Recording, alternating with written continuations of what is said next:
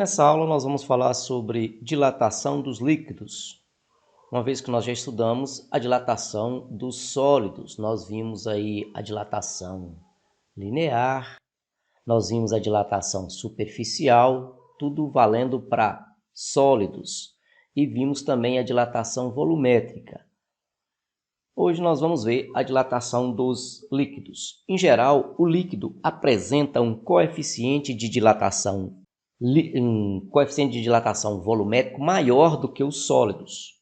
E para efeitos de aplicações aí é interessante analisarmos essa dilatação dos líquidos, que na maioria das vezes vai estar no interior de um recipiente sólido. Então é isso que nós vamos analisar nesta aula aqui. Aqui na figura eu representei um recipiente grande e no interior desse recipiente plenamente cheio eu coloquei aí um líquido que eu representei aqui de cor laranja. Esse líquido, juntamente com esse recipiente grande, ele se encontra a uma temperatura T0. O que vai acontecer se eu fornecer calor a esse recipiente contendo esse líquido?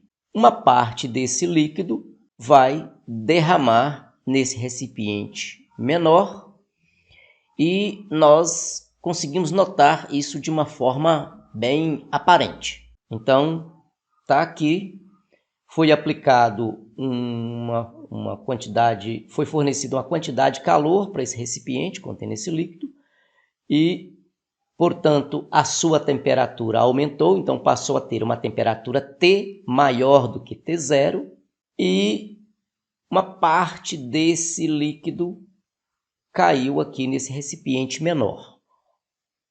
Ou seja, houve uma dilatação aparente, uma coisa notadamente visível. E aí, esta variação de temperatura nós vamos chamar de ΔT e vamos considerar aqui o volume inicial do recipiente e, pelo fato desse recipiente estar plenamente cheio, o volume inicial do líquido é também V0. Eu vou chamar de γL o coeficiente de dilatação do líquido. Vou chamar de coeficiente de dilatação do recipiente γR, conforme mostrado aqui. E ΔLV é o que eu vou chamar de variação do volume do líquido. ΔVL, na verdade. ΔVL, variação do volume do líquido. Então, o que vai acontecer quando o líquido derramar aqui? Vai derramar uma quantidade de líquido que a gente chama de dilatação aparente, mas se você notar, se você refletir bem, você vai ver o seguinte, que tanto o líquido quanto o recipiente dilataram. Então, houve uma variação do volume tanto para o líquido quanto para o recipiente. No entanto, de uma maneira geral, o líquido dilata mais do que o sólido. Então, essa quantidade de líquido que derramou aqui, nós vamos chamar de dilatação aparente do volume de líquido. Dilatação aparente do volume do líquido. Nós vamos chamar também como ΔV. Ele é proporcional à variação de temperatura, ao volume inicial e nós temos como constante de proporcionalidade o coeficiente de dilatação volumétrico. Eu vou chamar de γA, o coeficiente de dilatação aparente. A quantidade de líquido que cai aqui, que é o aparente, nós já sabemos, eu já dei essa informação para você, de que o líquido dilata mais do que o sólido. Então, a dilatação aparente vai ser uma diferença entre a dilatação volumétrica do líquido menos a dilatação volumétrica do recipiente. Esse recipiente mostrado aqui, esse recipiente maior. Mas Vamos lembrar que variação do volume é o volume inicial aparente vezes o coeficiente de dilatação volumétrico aparente vezes a variação de temperatura, que é igual a o ΔV do líquido é o volume inicial do líquido vezes o coeficiente de dilatação volumétrico do líquido vezes o ΔT, variação de temperatura. A variação de volume do recipiente é o volume inicial do recipiente vezes o coeficiente de dilatação volumétrico do recipiente vezes a variação de temperatura.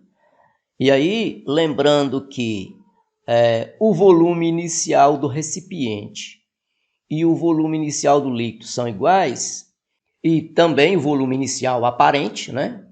São todos iguais. Então, nós vamos poder cancelar esse termo aqui, com esse termo aqui, colocando em evidência, né? Eles são todos iguais, V0R, V0L, V0A.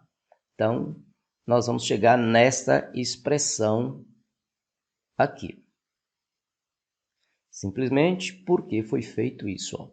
Simplesmente porque foi feito, ó. Esses termos todos iguais, então eu posso escrever aqui, ó.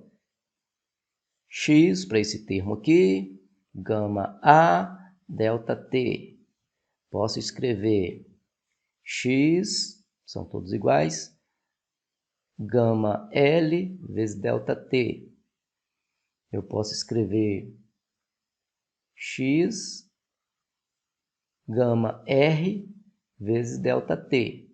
Colocando delta T em evidência e colocando aqui, ó, X, delta T, gama aparente, X, delta T, e aqui sobraram gama L menos gama R. Então, cancela isso aqui, vai ficar esta diferença aqui, conforme mostrado nesta equação.